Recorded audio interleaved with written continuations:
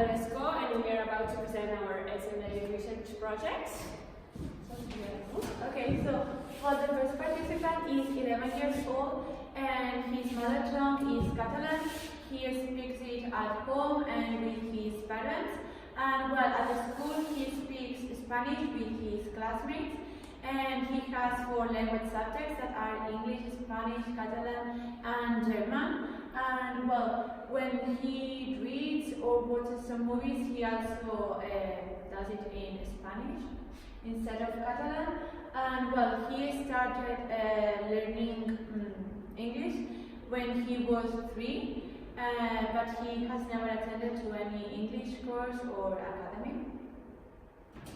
Okay, so now I'm going to present to you the participant wanted errors and mistakes.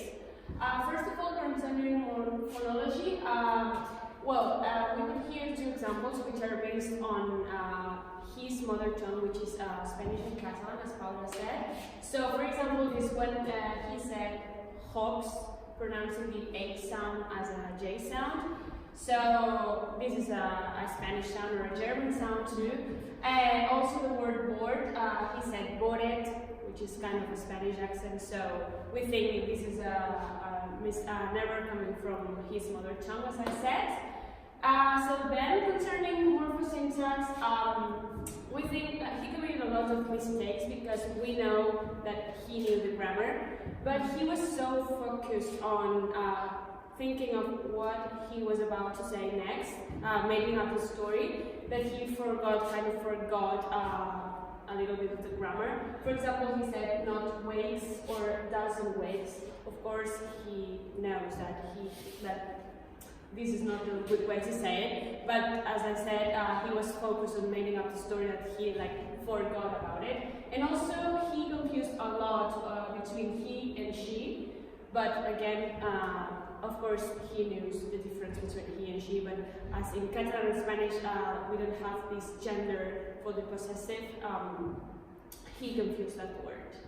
Then, according to semantics, as his level is lower, he doesn't know some words in English, for example, the word puré or asqueroso. So he took some words from Spanish to refer to some words in English that he didn't know. So that was a strategy, kind of an error. And also he used onomatopoeia to refer to a sound, the phone sound. He said ring ring instead of saying the phone rang, so he used that strategy to avoid saying the sentence because maybe he didn't know how to say it in English. Then, pragmatic errors and mistakes. He said to the school, he just had one error, which is this one. This is an error because it comes from Catalan and Spanish, because we say a la escola, so this V, we don't say V in English, it's to school. So this comes from his mother tongue too. And, well, we want to say the participant. Well, according to participant number 2, we can say that he's 15-year-old, so he's a bit older than participant number 1. And his background is also a bit different, because he only speaks Spanish with his family, friends, and in class. His vehicular language is Spanish. Even though we can say that he speaks English, but just in a few classes, and he has been with classes during 6 years, so he has been practicing a bit. So, he has some phonological mistakes, but as I said before, he has been attending some particular classes in which he has been practicing a lot phonetics. That's why he only has this mistake, because he doesn't use words that he doesn't know how to pronounce. So, but this one he had to use it because he didn't know any other word to use. So he tried to say it in the way he knew how to say it. According to morphosyntax mistakes, he did, as she said before, some mistakes because he was too focused on saying the whole story instead of what to say and how to say it. That's why he committed he don't wake up, he doesn't wake up, arrive to home instead of arrived home, or say her instead of his. Then we have semantic mistakes, in which he said the things, which grammatically is correct, but in the context he said it doesn't fit very well. And finally, he had some pragmatic mistake in which he said thinking things, which is also a bit repetitive. We wouldn't say that in a real conversation. So now, Yes, we are going to compare both participant 1 and 2. So, well, there are some similarities because they've got both the same linguistic background, and that's why in phonetics they've got some mistakes that are similar because they've got like a quite similar accent that it sounds like an English, like a Spanish speaker trying to speak English. Talking about differences, the first one is about the quantity of errors and mistakes. So the first participant makes lots of errors because of his level of English that is lower than the first participant, than the second participant.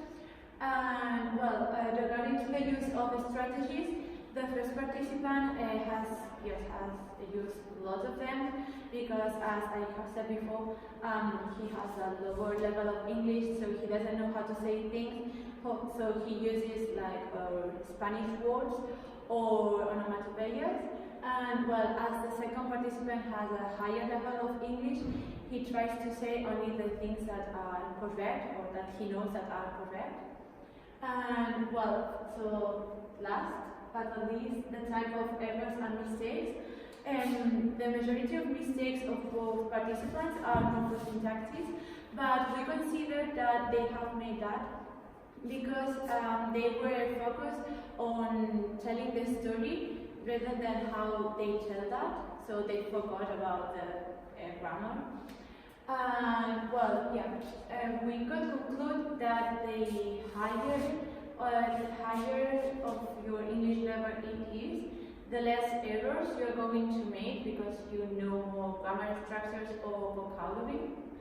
Do you want to add something else? Well, no, really, the final conclusion of all the projects is that, we as future teachers now are more aware of the importance of the acquisition of second language in children, or in people in general, because we have to know the linguistic background of the children, because that way we will be able to identify where it comes from, the type of mistake or error, or even if it's a mistake or an error, because we didn't know the difference between a mistake and error, but now we do. And yes, identifying the origin of this error will make us able to correct those errors properly, so they learn at the end of the day. So I think this, the transcription, the recording of the data, the analysis of the data helped us to now be more aware of the importance of the second language acquisition, as I said. So if you want to add something else, if not, thanks for your